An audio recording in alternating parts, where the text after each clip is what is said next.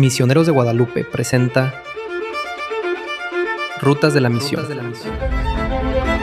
una colaboración entre la Universidad Intercontinental, la Universidad Lumen Gentium y el CEBIM-MG.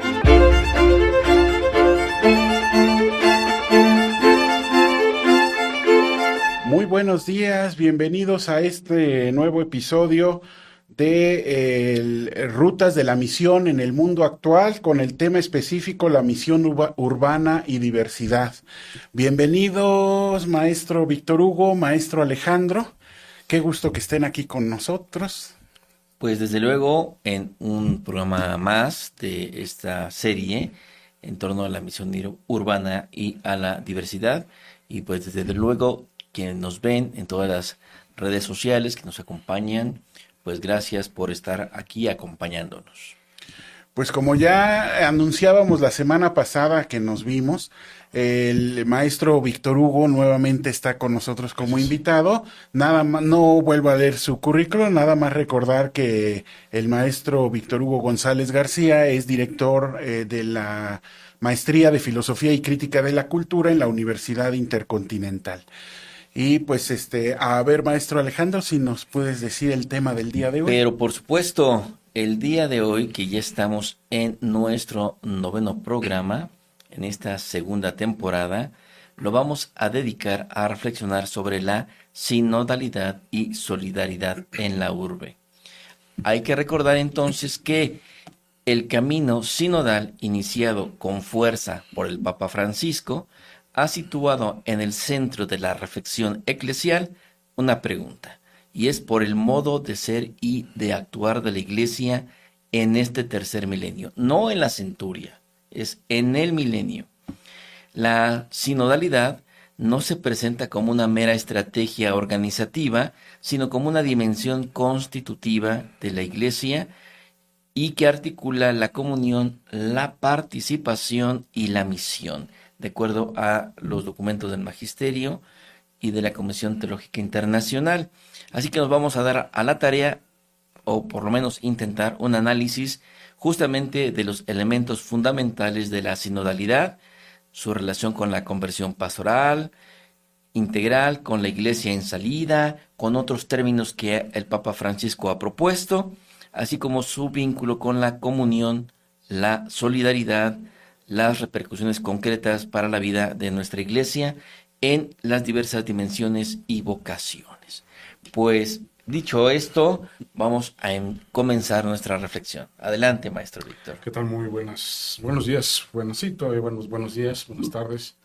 Un saludo a todos los que nos acompañan en redes sociales, que nos escuchan y que nos ven. Es un placer estar aquí otra vez entre ustedes. Gracias. Pues sí, algo que decías, Emiliano, era que la sinodalidad es constitutivo del ser eclesial, no es un programita puntual que la Iglesia universal se haya sacado de la manga, sino que es una reflexión profunda ad intra ecclesiam que se pregunta por lo constitutivo de la Iglesia. Me viene a la mente aquello que se postulaba hace algunos años ya sobre que si todavía el Concilio Vaticano II todavía no se estaba en acto, sino que solamente se había quedado como un proyecto y que todavía no se echaban a andar las principales conclusiones del Concilio Vaticano II, ahora también nos podemos pensar, bueno, ¿con qué inicia la sinodalidad o el sínodo de la sinodalidad, ¿no? Yo creo que más que ya esté en acto el sínodo de la sinodalidad, como proceso estamos todavía en sus inicios. Yo creo que, no sé si va a ser una reflexión pesimista u optimista, pero si los frutos de esta sinodalidad no lo ven mis ojos, pues bueno, no sé si lo vaya a ver o no, ¿no? Pero como proceso no es un acto concreto, sino es una acción que se va a estar replanteando, es una acción que se va a estar impulsando. Eso sí, es una acción que sin los laicos no creo que vaya a ser posible. Se ha criticado muy fuertemente, ustedes lo saben, se ha criticado muy fuertemente que la sinodalidad le da la voz a mucha gente que no está dentro de la iglesia, que le ha dado la voz a mucha gente que piensa diferente de la iglesia. Se ha criticado mucho que la sinodalidad, inclusive hay gente que no es religiosa, ¿no? Se profesa atea, y que también se ha escuchado a estas personas, ¿no? Bueno, pues yo creo que la sinodalidad es un desafío para toda la Iglesia Universal y por supuesto, para las iglesias particulares. Y yo comienzo diciendo eso.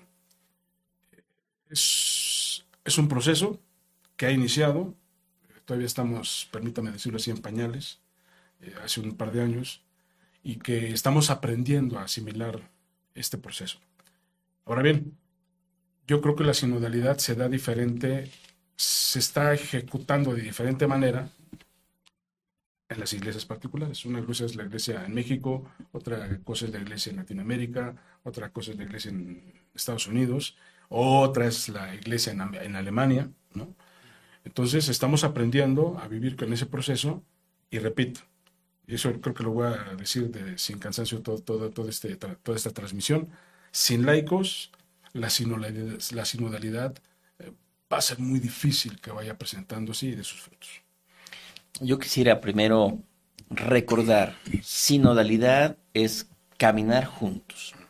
Y desde luego entonces la pregunta es, bueno, ¿quiénes somos estos que se pretende caminar juntos? Porque caminar juntos implica sujetos. De inicio decimos que, y lo mencionaste, maestro, es intraeclesia, o sea, aquellos que ya han sido bautizados y que además se asumen cercanos. Digo, si alguien es bautizado y no le interesa la vida eclesial y nunca ha estado inmersa, pues difícilmente va a estar dentro de este proceso de una manera activa. No se le descarta, por supuesto, pero pues por propia iniciativa no va a estar dentro de estos círculos que pretenden caminar juntos. Pero cuando la Comisión Teológica Internacional y luego el Papa Francisco dice que es parte esencial de la Iglesia, no solamente es algo que se ocurre como una política organizacional dentro de una empresa, no es así, sino que esto tiene referencias muy, muy antiguas, porque precisamente Jesús, cuando llama a los discípulos, los llama para caminar con Él.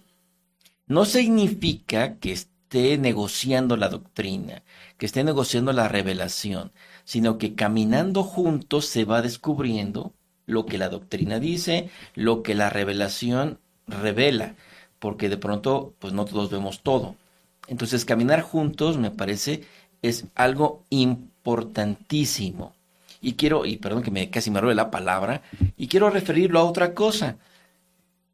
Esto de sinodalidad, aunque ya venía gestándose, lo cierto es que del sínodo de la Amazonía surge, como que tiene carta más clara dentro de este nuevo proceso en la iglesia, desde este proceso que le permite reconocerse como esta comunidad de bautizados que camina juntos y es parte de un proceso mayor que se le llama conversión integral.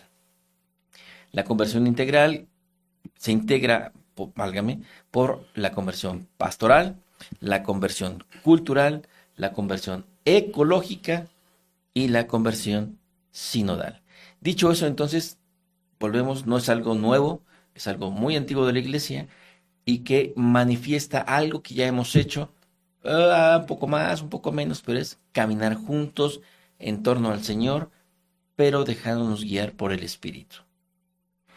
Sí, bueno, me uno a este inicio, ¿no? Este punto de arranque no es una cuestión de moda, sino que es algo de retomar un elemento constitutivo de la propia iglesia, de su quehacer y de su ser, de su propia identidad, que se remonta a los orígenes mismos del cristianismo. Y en ese sentido es muy profundo, es una forma de entender el mundo, la sinodalidad, o sea, y que le hace justicia a esta vena, pues, semita, ¿no? De la iglesia, de esta concepción cultural medio oriental, no tanto de la vena griega que después pesó muchísimo en la historia del occidente y en la iglesia moderna, en donde pues del mundo griego, el ser humano se coloca en el mundo y se apropia del mundo desde su mera individualidad, ¿no? Desde su propia singularidad y no necesita a nadie más. Y la sinodalidad no es una forma de entender el mundo en el que se requiere la participación. El ser humano es totalmente insuficiente para abarcarlo todo en el mundo y requiere de los demás, ¿no? O sea, Jesús que envía a sus discípulos de dos en dos para estar juntos, para mandarlos de dos en dos, donde dos o tres se reúnan en mi nombre, allí estaré yo, ¿no? Pues esta idea, ¿no? De los mismos sínodos, ¿no? En materias graves de fe, no basta una decisión individual, tiene que darse la colectividad como un foro que garantiza la interacción del espíritu en la colectividad y el consenso.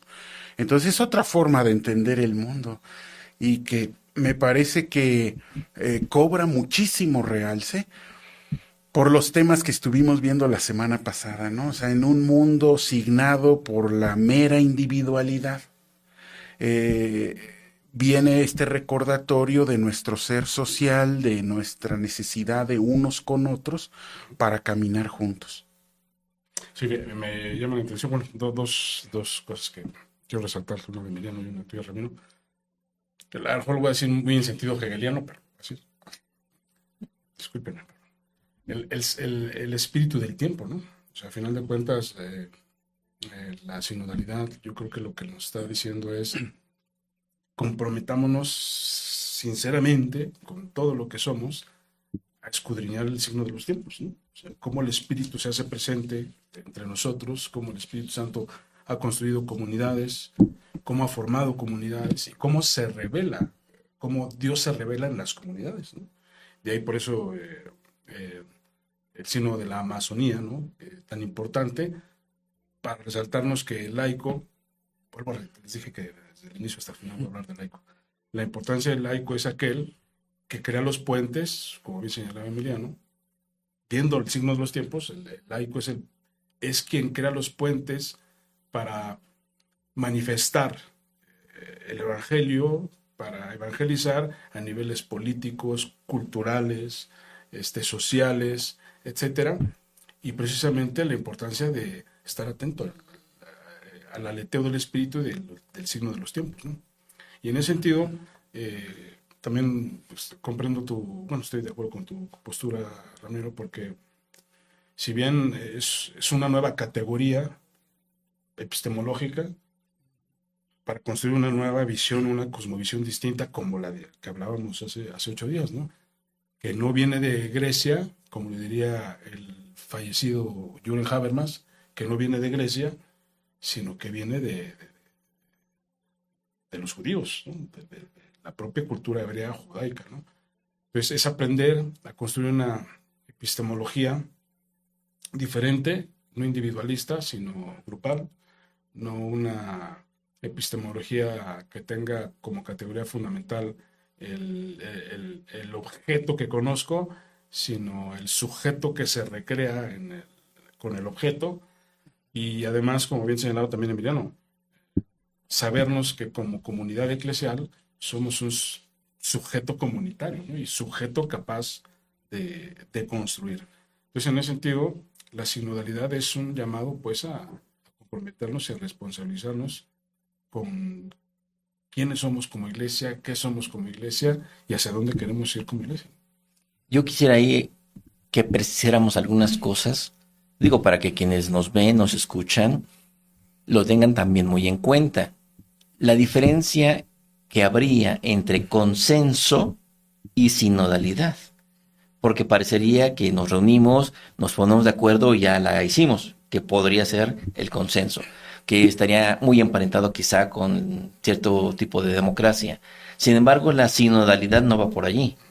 La sinodalidad es otra cosa. Entonces, si nos ayudan, ¿qué sería esta diferencia entre consenso y sinodalidad?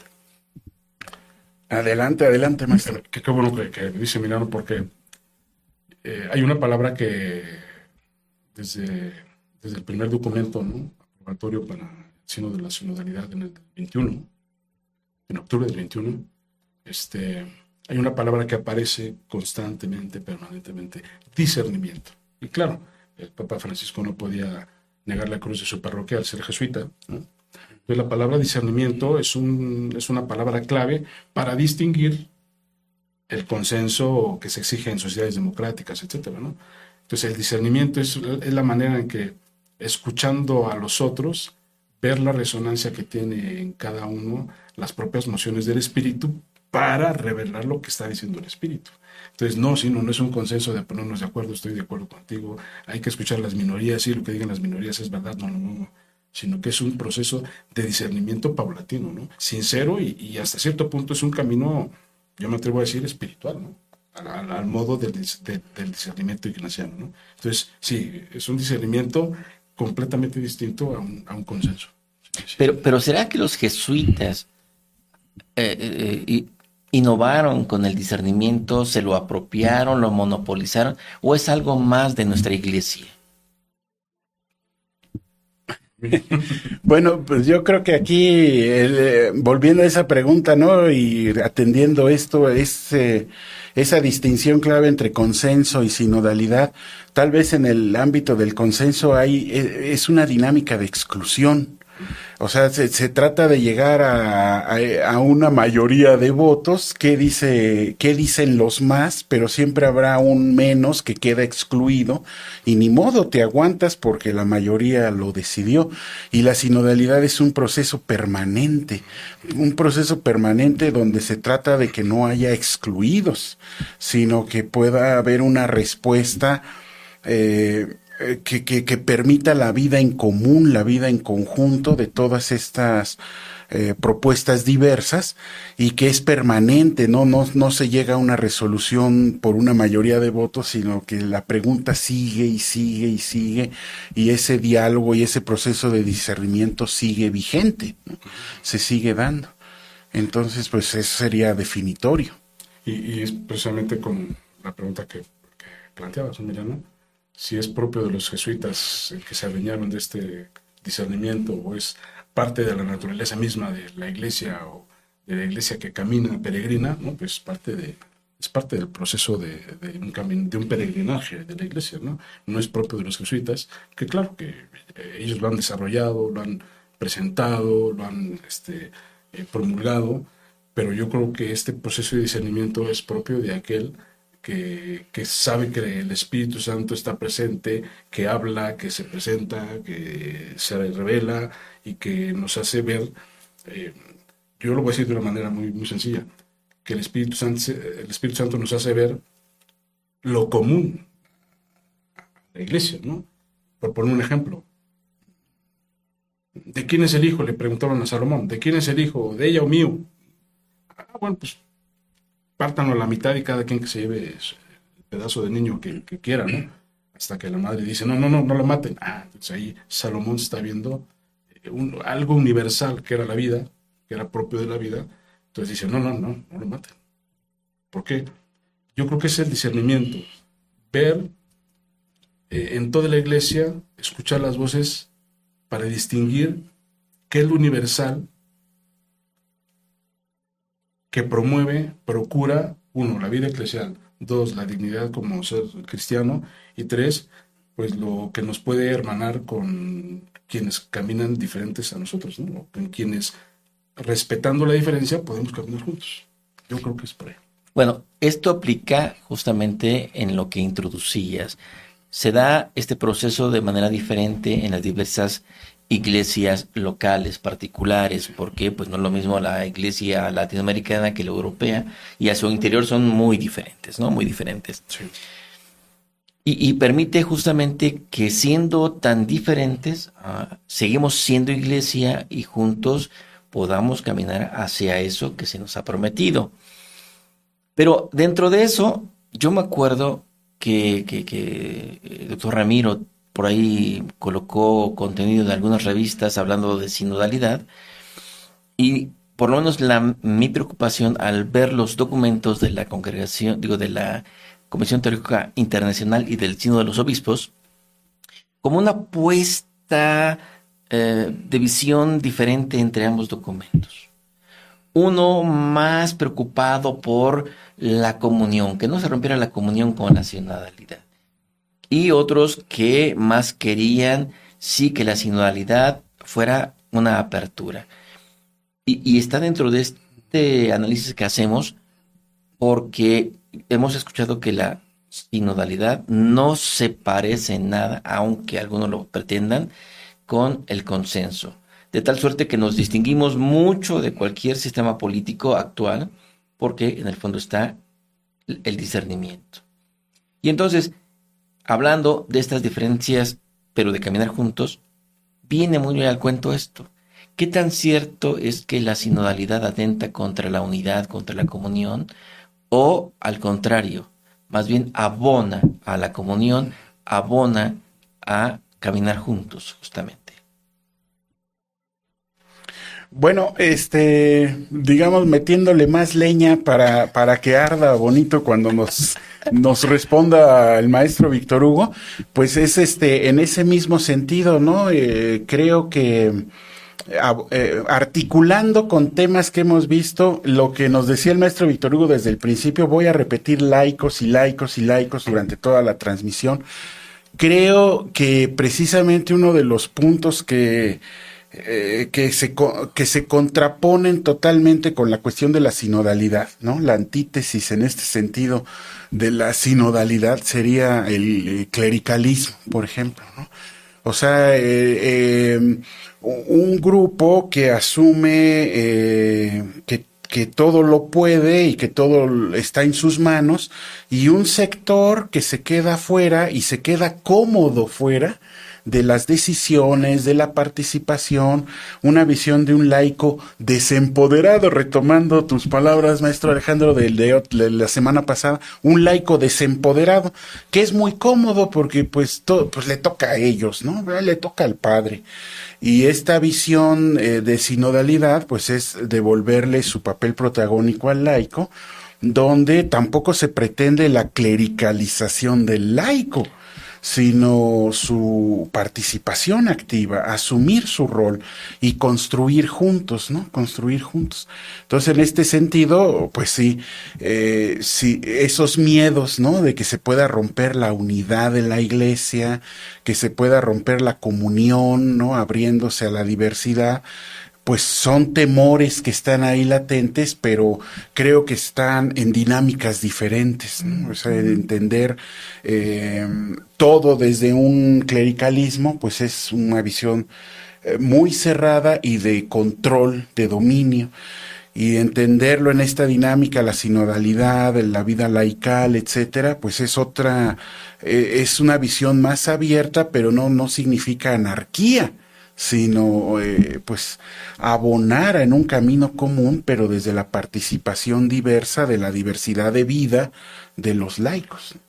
Ahora sí, maestro, adelante. Sí, dos cosas, ¿no? Esto sí es muy hegeliano. Sí. Dos cosas. Sí, muy bien. Sí, fíjense, recuerdo la actitud y la acción del Papa Francisco, ¿no?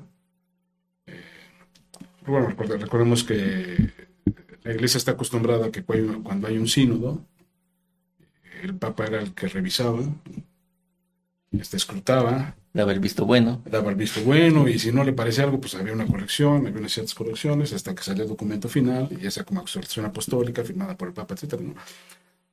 Y el acto del Papa Francisco que dijo, así como lo recibo, lo firmo y que siga.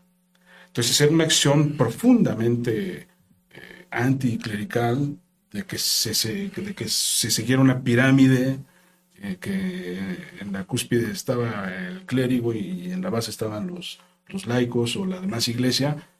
Bueno, yo creo que ahí ya empezaba a decirles, es que la unidad no se forma desde arriba, sino la unidad se va formando conforme nos vamos escuchando, vamos dialogando. Entonces, ¿en dónde se encuentra la unidad? Para no ver la sinodalidad como ruptura, ¿no? Sino dónde se encuentra la sinodalidad, pues se encuentra en la cercanía, en el diálogo y en la escucha. Ya lo que surja de ello, bueno, ya será cuestión otra vez de escuchar, discernir, otra vez poner presente las cosas, discernir, escuchar, dialogar, etc. Eso por un lado, ¿no? Recuerdo hasta se me vino a la mente esa acción del Papa Francisco. Y lo otro es Pues sí, siempre da el miedo, ¿no? De que la ruptura venga por, voy a poner un tema a lo mejor muy fuerte, pero hay que decirlo, ¿no? Porque eso también fue una gran crítica que se le hizo a la sinodalidad. Eh, si en temas doctrinales o en temas teológicos no iban a haber rupturas más fuertes que antes, para ver la sinodalidad no como unidad, sino como ruptura.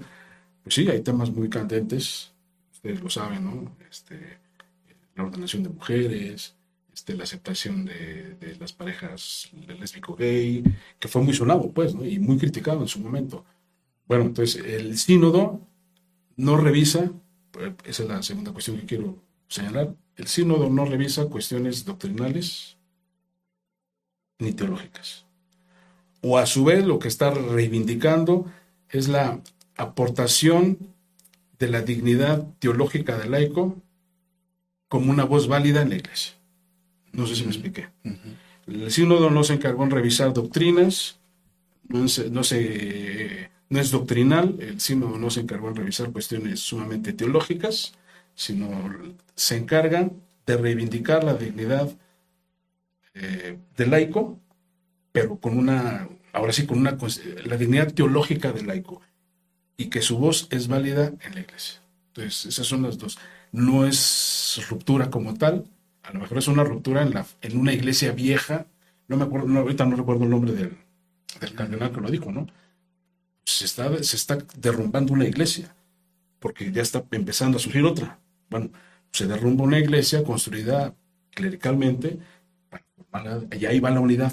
Hay una unidad distinta, como se estaba dando, y no hay ruptura, sino una unidad.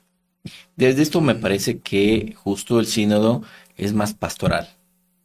Es más pastoral, trata de ser más cercano. No por ello significa que la doctrina esté puesta de lado, sino que con la doctrina que tenemos, con la revelación que tenemos, justamente se ilumina.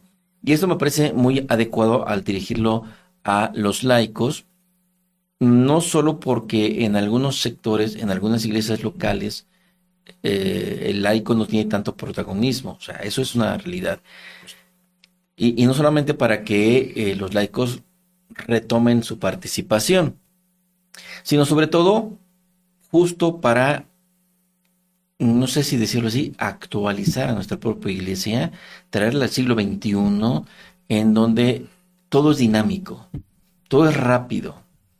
Y justo la iglesia sinodal, como bien lo dijiste, como lo mencionó el doctor Ramiro, al estar escuchándonos siempre es dinámica, siempre está en movimiento, de tal suerte que no podría quedar obsoleta.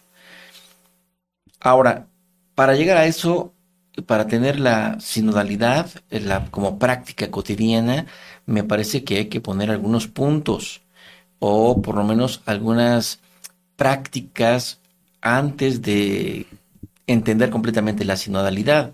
Y lo hemos mencionado como de pasadita. Uno es la escucha activa.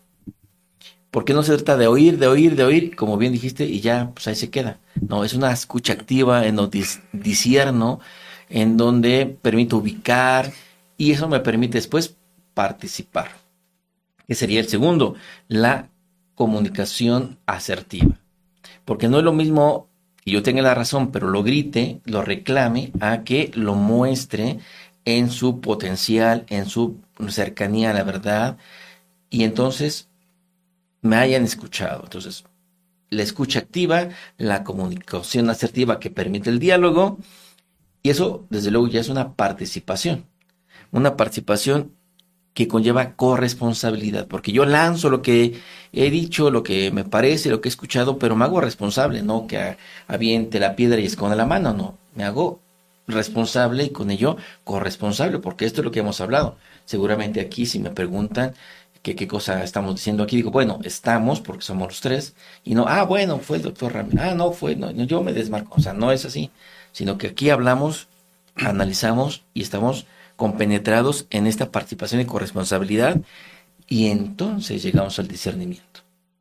Porque aún en estos momentos podemos decir, no, espérame, como que me entendiste mal, o como que lo que quise decir fue otra cosa, y viene ese discernimiento comunitario. pero son pasos que si de pronto no se tienen en cuenta, la sinodalidad fracasa, naufraga y quién sabe dónde llegue. ¿Qué les parece?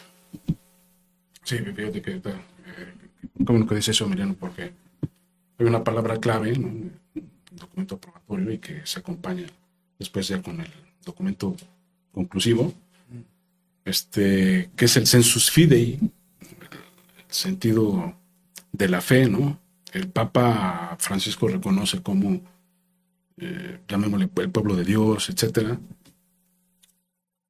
cómo tiene un sentido de la fe, vamos a decir, innato, de ir reconociendo en el camino de la historia, en el peregrinaje de la historia, cómo el pueblo va reconociendo lo valioso y lo propio de una iglesia, más allá del contexto geográfico, del contexto social. Hay muchas cosas que cambian, sí, por supuesto, pero el Papa confía que el pueblo, ese sensus fidei, el sentido de la fe, ese sentido como sentido común de la fe. ¿Qué nos da la fe? Eso hay que decir también, ¿qué nos da la fe? No es el sentido común de la vida cotidiana ordinaria, de vivir todos los días, no, es el sentido de la fe. Y recupero lo que decía Emiliano hace rato, de un pueblo pues, que está atento a la verdad, cercano a la iglesia, cercano al evangelio, que escucha el evangelio, de un pueblo que se ha esforzado en caminar con Jesucristo. Bueno, ese sentido de la fe, dice el Papa, hay que reconocer que el pueblo puede hablar y puede opinar y puede si no mal recuerdo, ¿no? Lo leía, decía, es que hasta en el más pequeño puede manifestarse la voz de Dios de ese sentido de la fe en el más pequeño se refleja, ¿no? Entonces, yo recupero eso a partir de tu aporte, Emiliano.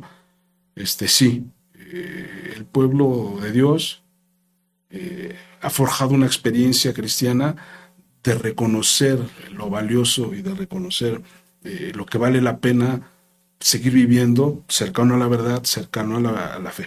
Sí tiene voz y es válido, pues.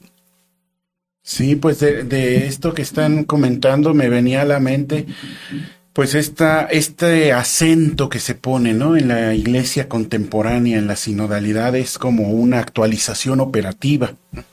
No era necesario crear nuevas directrices doctrinales, dogmáticas, etcétera, porque con las que hay bastan. Es operativo el asunto, es redignificar al laico. Esta situación en la que el laico de repente se eclipsó y después se sintió cómodo en la sombra, en el eclipse, en la ausencia de responsabilidad, porque las decisiones no son mías, son de ellos, pues ese es actualizar operativamente a una iglesia participativa, ¿no? Una misión compartida, un caminar conjunto donde el laico tiene un papel protagónico. Y entonces desde ahí se tiene que entender, ¿no? Desde ahí no es tanto una situación en la que la iglesia pierda o se demerite, porque ahora el laico tiene el poder de decisión, porque toma la batuta, porque tiene mucho más ámbito de acción. Pues no es entenderlo de esa manera, ¿no? Sino entenderlo más bien que está asumiendo el papel que nunca debió perder. Porque es parte del pueblo de Dios, es parte integral del pueblo de Dios y no debió haber quedado relegado a las sombras y a la inacción. Nunca debió pasar y pues creo que esa es lo que digo, una actualización operativa, ¿no? Que se está y que dando. me parece muy pertinente este nombre de actualización operativa, porque finalmente no es que el laico, el común de los laicos, tengan las herramientas necesarias en esa fineza teológica, doctrinal, porque además no lo requiere. Lo que necesita, bien lo decías, aunque no conoce el nombre, le da sentido a su vida. Y por ello vive, y por ello muere, y por ello continúa. Y pienso que esta sinodalidad lo que nos permite es indicar, ok, estamos en una situación concreta. Vamos a pensar en la situación de México que está viviendo por las cuestiones de violencia, debido a lo que ya un mes y medio llevamos por los narcotraficantes que han sido capturados y con la ola de violencia. que como iglesia, ¿quién toma la decisión? Porque es una cuestión pastoral, no es doctrinal, o no es meramente doctrinal, no, es pastoral. ¿Qué vamos a hacer con todos los desplazados? Porque es cierto, la gente se desplaza de las zonas de conflicto a donde no hay conflicto. ¿Qué vamos a hacer? Porque a lo mejor los obispos dan el mensaje para que tengamos paz, concordia y demás, me parece adecuado, pero operativamente, ¿qué hacemos con los desplazados? Las parroquias no los reciben, si los reciben, ¿dónde los colocan? Si la sinodalidad funciona, se reúnen las comunidades, disciernen y pueden orientar, pueden ayudar a esas necesidades o cualquier otra situación, incluso a veces como mediadores, ya políticos o económicos, pero no es una cuestión meramente doctrinal, se sustenta en la doctrina, pero es, como bien dijiste, operativa, es pastoral. Pero bueno, este es un modo de verlo. ¿Qué les parece? Sí, fíjense qué interesante porque si no es una actualización doctrinal, teológica, dogmática, como decía Ramiro, es indudable. O sea, el laico tiene que estar preparado. O sea, el laico tiene que estar preparándose. O sea, si hay un compromiso, el laico, perdónenme por la palabra, pero tiene que estar obligado a prepararse, tiene que estar obligado a conocer. Entonces, yo creo que esa es la iglesia actual. El cambio tan rápido, vertiginoso, que nos inunda digitalmente, políticamente, etcétera, que todavía no comprendemos algo cuando ya sucedió otra cosa y apenas estamos tratando de conceptualizar, comprender y ya sucedió otra cosa. Bueno, pues el laico está llamado a formarse, eso sí, está llamado a una formación, por un lado.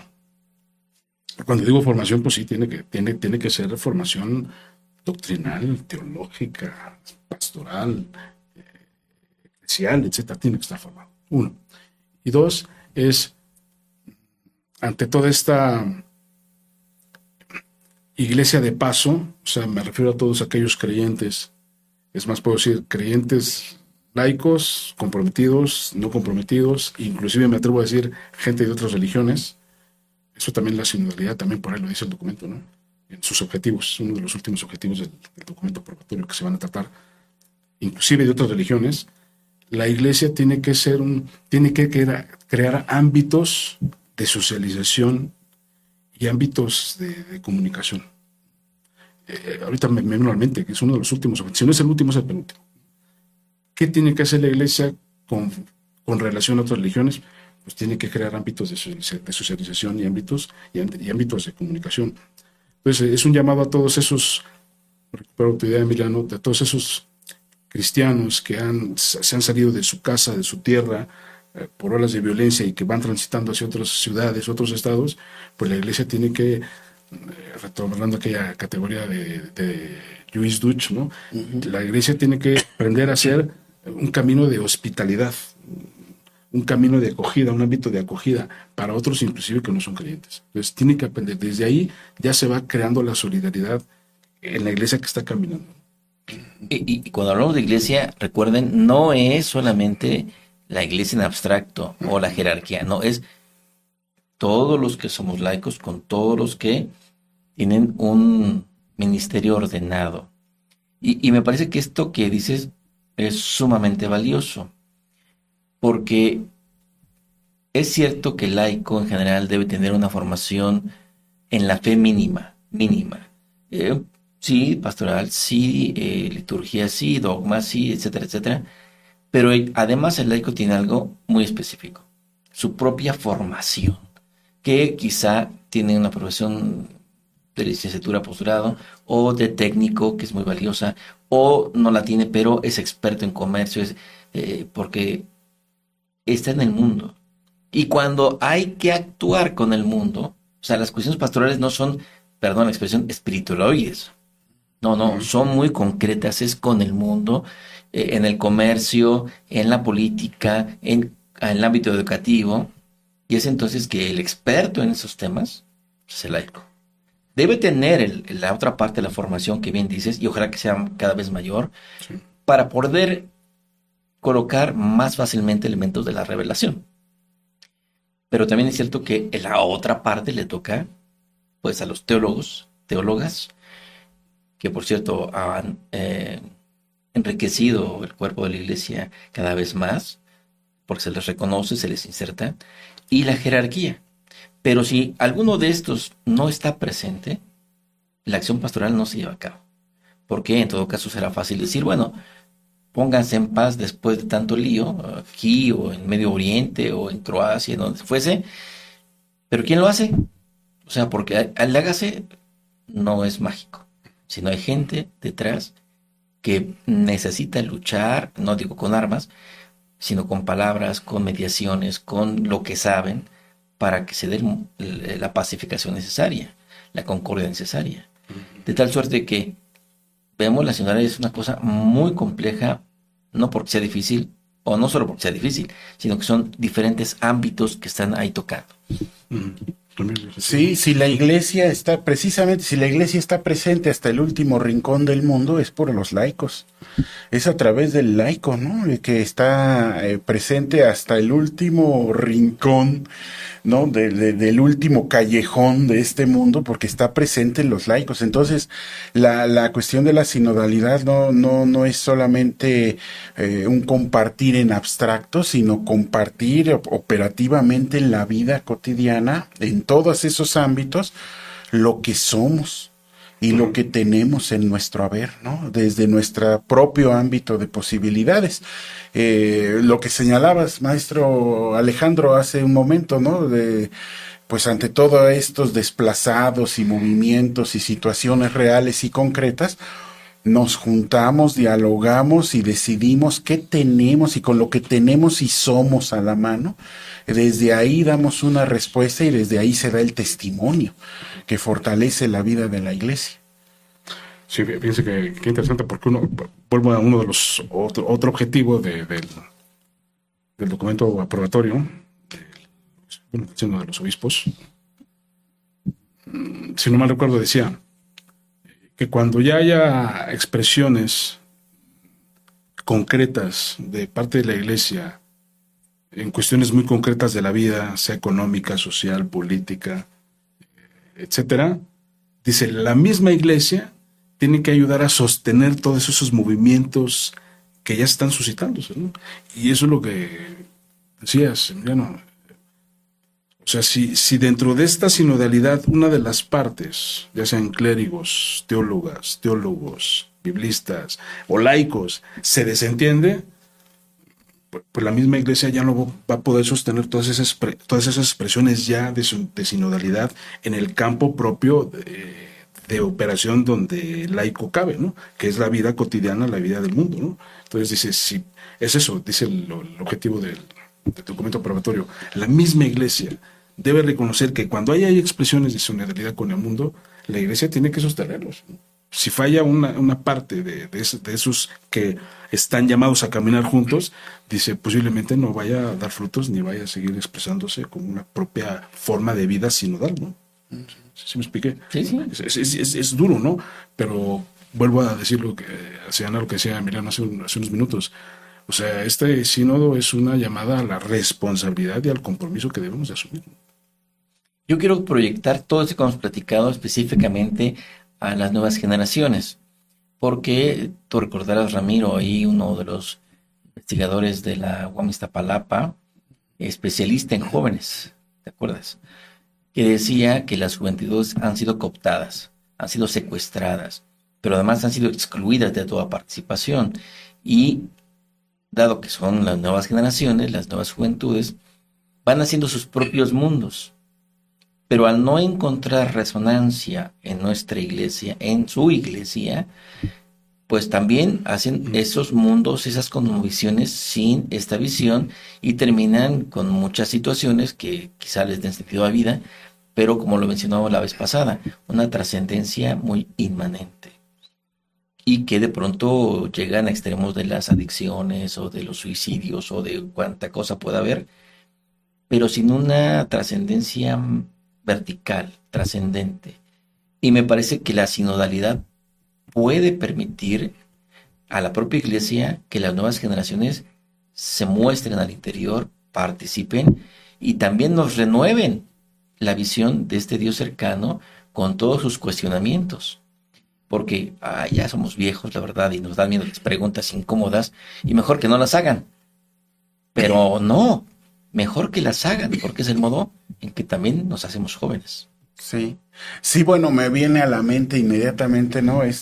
Dos aspectos aquí en la Ciudad de México, ¿no? El culto a San Judas Tadeo en San Hipólito, preferentemente que está llevado por jóvenes, a contrapelo de la tendencia o la queja ordinaria, ¿no? Es que no hay jóvenes, no hay jóvenes. Bueno, sí hay, ahí están.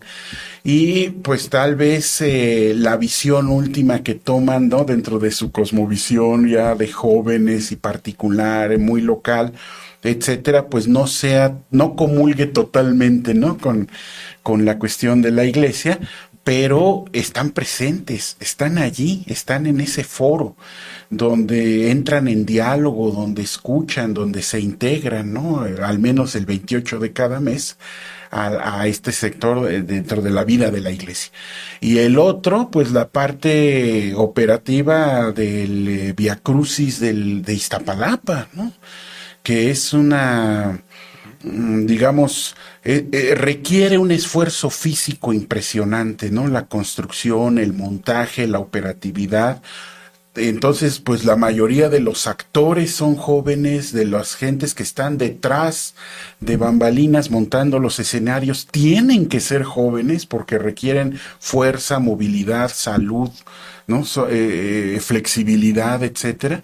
Pues que nos está diciendo que sí, que ahí están y están presentes, pero tal vez la iglesia, sus iglesias locales no están teniendo la sensibilidad o el tino de encontrar el punto en común para hablar su lenguaje, para llegar a ese acuerdo.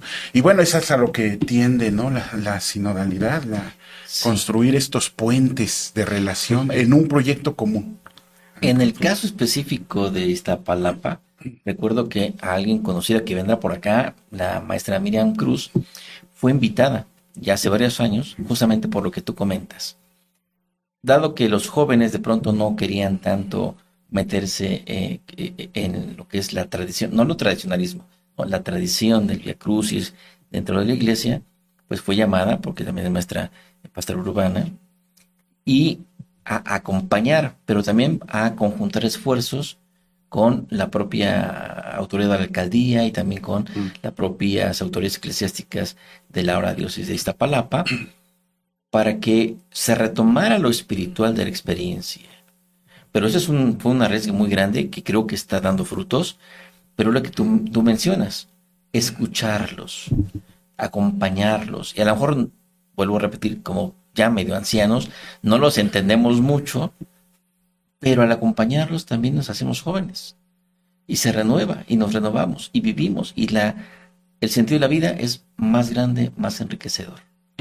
Me viene a la mente, ahorita que se estaban hablando, pues el sonado video del Papa Francisco ya mayor, ¿no?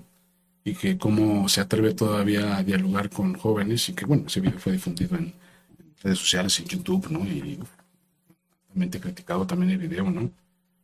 Cómo dialoga con jóvenes de diferente mentalidad, con diferente perspectiva, con diferente forma de creer, de ver el mundo, etcétera, ¿no?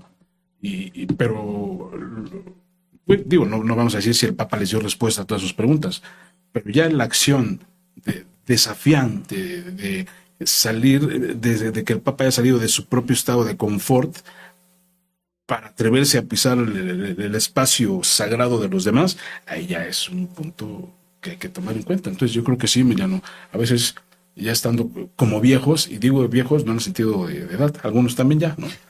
Pero en el sentido de viejos epistemológicamente, viejos ontológicamente, viejos en la forma de ver el mundo, de creer el mundo, etcétera, yo creo que a veces es cuestión de desafiarnos, caminar humildemente, para atrevernos a escuchar una voz diferente a la nuestra, que nos interrogue sobre algo que no habíamos visto, y yo creo que tiene que haber un crecimiento del lugar. O sea, ya el hecho de salir del estado de confort y escuchar a los jóvenes, cómo piensan, cómo sienten, cómo viven, cómo ven el mundo, qué sueñan, qué anhelan, qué desean, qué les da miedo, Eso, ahí puede haber puntos en común. Ese es el momento dramático fundamental de transmisión de la cultura, de legar la cultura, de reproducir la cultura. Y digo dramático porque es el momento en que el viejo lega, tiene que decidir si lo suelta y lo lega, o no quiere que se lo manoseen, ni se lo toquen, ni se lo tergiverse, entonces me lo guardo, me lo quedo, y entonces lo que eres se muere contigo. No lo pasaste, no lo transmitiste, pero si lo transmites, lo legas, ya es responsabilidad del que lo recibió, y lo va a modificar, lo va a tener que ajustar a sus condiciones, y eso es lo que permite que la cultura sobreviva. Pero es un momento dramático. Y en cuestión de fe todavía más, porque justamente el tesoro de la fe ha sido custodiado, ha sido pasado de generación en generación, pero ese tesoro de la fe siempre se ha actualizado, porque no es el mismo que tenían pues los primeros apóstoles. Desde luego que no es el mismo. Sí es el mismo en cuanto a sustancia, en cuanto a contenido, pero en la manera en que se va practicando, se le va dando actualización, sentido de vida para ahora, 20 siglos después, es diferente. Es diferente. Y pues nos toca también a nosotros, como dijiste, como generación, decir, pues ya te entrego. Y si es en diálogo, si es en sinodalidad, me parece que es más fácil. Pero bueno, hasta allí al menos. Sí, adelante, por favor. Sí, ahorita, recordando al famoso recién fallecido Habermas, ¿no? Recuerden que hay un texto que dialoga con Joseph Ratzinger, es Dialéctica de la Secularización. Y es impresionante cómo a partir de presupuestos distintos, puntos de partida distintos, epistemológicos, metafísicos, metafísico el Papa, sin metafísica Habermas, etcétera, cómo a través del libro llegan a lo mismo, ¿no? A la necesidad de luchar por el bien común, de lograr por el bien común, de ver por el bien común, uno desde el derecho y otro desde la vida cristiana, ¿no? Entonces dice uno, ¿cómo es posible que partiendo de presupuestos distintos lleguen a lo mismo? Es que es eso, el camino de la sinodalidad es eso. Reconocer que partimos desde presupuestos distintos, puntos de partida distintos, pero que es posible llegar a algo común. Hablando de juventud, de otras religiones, de otras creencias, etcétera, es posible llegar a algo común. ¿Cómo es posible? Bueno, ya la vida nos irá diciendo, camina por aquí, camina por acá, con el discernimiento. Sí. Pues nos estamos acercando al final de la transmisión de este día, entonces pues les pediría si tuvieran alguna idea de cierre para que nos vayamos despidiendo. ¿Empiezo yo? Perfecto. Bueno, primero, la sinodalidad, como hemos dicho, no es una moda organizativa, es algo propio de la naturaleza muy profunda de nuestra iglesia. Segundo, para hablar de sinodalidad necesitamos meternos a su relación con la comunión, con la solidaridad, además de ver sus repercusiones, que no lo hicimos aquí, no nos dio tiempo, en torno a lo litúrgico, sí a lo pastoral, que lo platicamos, sí, pero también a diversos modos en que la iglesia se va expresando, y sobre todo a cómo se va gobernando, que tampoco hablamos, pero también tiene que ver con eso, que no es la jerarquía, no es cómo nos gobernamos entre todos, y que nos va a hermanar, nos va a permitir, como decíamos, entregar este tesoro de la fe en las manos de las nuevas generaciones para que lo sigan dando al mundo, a los que vienen adelante, y dote de sentido a los demás. Y como ha recordado el Papa Francisco en un documento de 2022, la sinodalidad es la dimensión dinámica, la dimensión histórica de la comunión eclesial, fundada por la comunión trinitaria. Así que caminar juntos no es un programa, sino una forma de ser discípulos misioneros de Jesucristo en el tercer milenio. Sí, bueno, ahora sí que recordando aquella frase metafísica tomista, ¿no? Lo primero es la intención y después es la operación. Pues yo termino con lo que inicié, ¿no? La importancia del laico en la sinodalidad es crucial. En donde vamos a aprender a abandonar esquemas clericales, también es cierto. La Iglesia de México, recordemos que es altamente clerical, entonces no como en Alemania o en Brasil, etcétera, ¿no? Tenemos que aprender, pues, a ser sinodales, sí. Y en ello repercutirá, pues sí, la forma de gobernanza, ¿no? En la iglesia no clerical, sino la iglesia local, ¿no? Tenemos que aprender a caminar con una diferente gobernanza también. Y a partir de esta gobernanza, reconocer que cada quien aporta en esa diferencia, cada quien aporta lo suyo y lo propio también. Por eso concluyo, no hay nada más humano que practicar el diálogo, la escucha, la mirada, para ver qué consecuencias o qué se deriva de ello. Y creo que la sinodalidad es eso, recuperar lo humano desde la mirada, desde el diálogo, desde la escucha, para ver qué surge. Algo surgirá, y confiamos que surgirá. Muy bien, muchas gracias. Pues agradezco nuevamente a nuestro invitado, el maestro Víctor Hugo, la generosidad de su presencia este día con nosotros. Por supuesto, a las instituciones participantes, la Universidad Católica Lumen Gentium, la Universidad Intercontinental, al CEBIM y a Misioneros de Guadalupe por recibirnos aquí en su casa y todo el apoyo que nos proporciona. Gracias a ustedes por el favor de su atención. Los invitamos a seguir estas transmisiones en vivo todos los viernes a las 11 de la mañana a través de las redes sociales de Misioneros de Guadalupe, de la Universidad Intercontinental y del CEBIM. Recuerden que si alguna vez no se puede, se les pasa, en esas mismas redes sociales quedan a disposición para una consulta posterior. Pues excelente día y nos vemos la próxima semana.